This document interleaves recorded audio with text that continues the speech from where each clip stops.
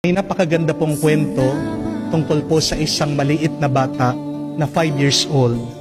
Isang araw, siya po ay pumunta sa isang drugstore at may dala-dala po siyang pera, nilagay po sa counter.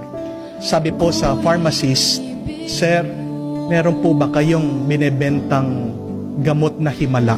Nagtataka, ito pong pharmacist. Anong ibig mo sabihin?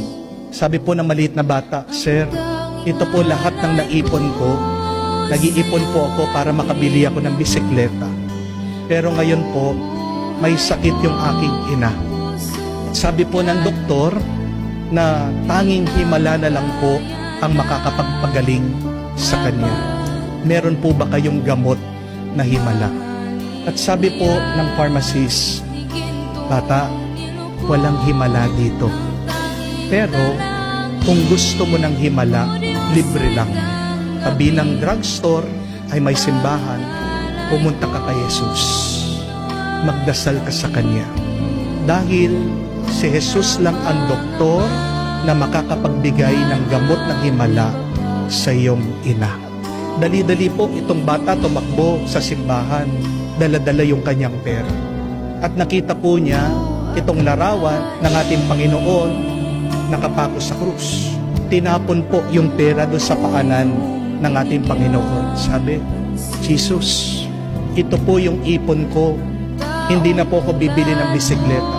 Tulungan niyo lang po yung aking ina. Hindi ko man po kayo matutulungan na bumaba dyan sa krus. Alam ko po, naghihirapan kayo. Alam ko po, maraming nagdadasal sa inyo. Alam ko po, busy kayo. Pero mahal na mahal ko po yung aking ina. Sige na po, tulungan niyo yung aking nanay." Pero kahit na paano po siya magdasal, tahimik lang daw po si Jesus sa krus. Hanggang sumagot po ulit itong bata. Sabi niya, "Kung hindi niyo po ako matutulungan, pupunta na lang po ako doon sa inyong ina, si Mama Mary. Di ba mahal na mahal niyo din po yung inyong ina? Pwede niyo po ba tulungan yung ina ko din? Magpapatulong lang po ako sa inyo." At habang po palang nagdadasal yung bata, napadaan yung parish priest, yung pare, naririnig siya. At biglang lumapit doon sa bata, sabi, "Bata, kung magdadasal ka sa Diyos, makiusap ka. Huwag kang mag-alala. Tutulungan ka niya kung mananalig ka." Naawa po itong parish priest, tinulungan po pauwi yung bata. Sabi po ng pare, "Dalhin mo na yung pera mo. Basta't pagdasal mo yung nanay mo. Sige, pagdadasal ko din siya." At habang pauwi, kinekwento daw po ng bata yung nangyari, yung sinabi ng doktor na himala na lang ang magpapagaling doon sa kanyang ina. Kinwento po ng bata na pumunta siya doon sa pharmacist. Sinabi ng pharmacist na wala siyang gamot na himala, tanging si Jesus lang. At nung pag-uwi po nila doon sa kanyang bahay, nabigla po sila dahil wala yung nanay niya doon sa kama. Tumiiyak po yung bata dahil akala niya namatay na yung nanay niya at kinuha na ng punerarya. Hanggang nabigla po sila, itong bata at ang pare. Nung lumabas sila sa bahay, nakita nila yung nanay nakaupo dun sa hardin. Kakwento ng mga ibang kapitbahay. Malakas na at magaling.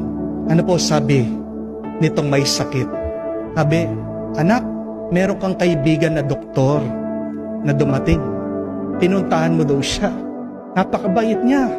Sabi niya, huwag ka daw mag-alala. At binigyan ako ng gamot. Pagkainom ko ng gamot, lumakas ako. Kaya tinulungan niya ako dahil sabi nitong doktor, mahal na mahal din daw niya yung kanyang ina." At ito pong bata at yung pare, umiiyak. Nagmilagrong Panginoon. At ano pong sabi ng pare? "Tignan mo na, nauna pa ang Panginoon sa atin sa bahay."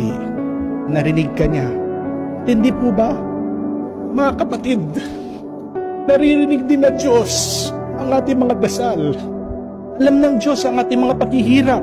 Alam ng Diyos ang ating mga suliranin. Matagal na yung problema mo o ngayon pa lang, alam niya yan, nakikita niya, naririnig ka niya. Kaya magdasal ka lang at manalig ka sa Kanya. Anong mabuting balita? Balikan niyo po ang unang pagbasa, napakaganda. Hindi kagustuhan ng Diyos na tayo'y mamatay. At hindi natutuwa ang Diyos kapag tayo'y nagdurusa. Kaya nga, gagawin niya ang lahat para matulungan tayo. Bakit tayo naghihirap? Anong paliwanag ng karunungan ng libro? Ito ay dahil sa masama at madalas kasalanan din natin. Pero kung gusto natin magkaroon ng kaayusan at kapayapaan at kabutihan ang ating buhay, anong kailangan natin gawin? Gayahin natin itong ating mga narinig na tauhan sa kwento na lumapit tayo kay Jesus.